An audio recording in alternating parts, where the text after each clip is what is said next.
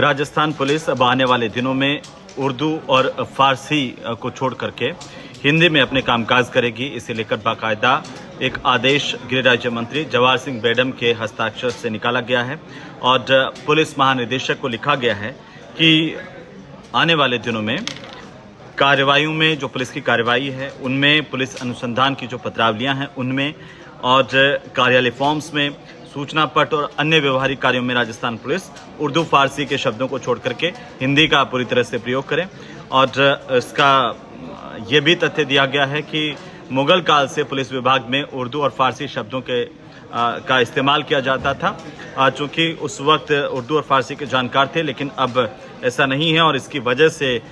जो police investigations हैं या न्याय में देरी होती है, इसलिए जो है उर्दू और फारसी के शब्दों की जगह पर हिंदी भाषा के शब्दों का इस्तेमाल किया जाए।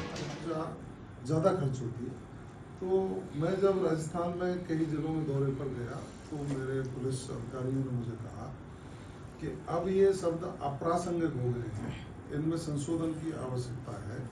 और मैंने स्वयं विवेक से भी विचार किया कि अब जब नई तकनीक आ गई है, नए बच्चे पढ़ लिख करके डायरेक्ट कंपटीशन से आ रहे हैं और हमारी आम बोलचाल की भाषा में भी उर्दू विलुप्त होती जा रही है, तो हम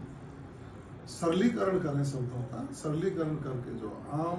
व्यक्ति को समझ में आ जाए, हमारे जो अधिकारी कर्मचारी हैं उनके समझ में हो, लिखने में कोई दिक्कत नहीं हो, ऐसे शब्दों का चयन करने का मैंने एक पत्र लिखा डीजी को कि एक मसौदा तैयार करिए। उर्दू और फारसी के शब्द प्रचलन में नहीं है, हमको हिंदी के शब्दों का प्रयोग करना चाहिए। वो मसौदा जब वहाँ से प्रस्तावित होकर आएगा तब हम माननीय मुख्यमंत्री जी के समक्ष इस विषय को रखेंगे। और हमारा प्रयास यही है कि पुलिस की जो क्रियाविधि है, कार्य करने का तरीका है, जो लेखनी है, उसमें सरलता आए और आम जन को उन शब्दों के बारे में सरल शब्दों में समझाया जा सके, जानकारी हो।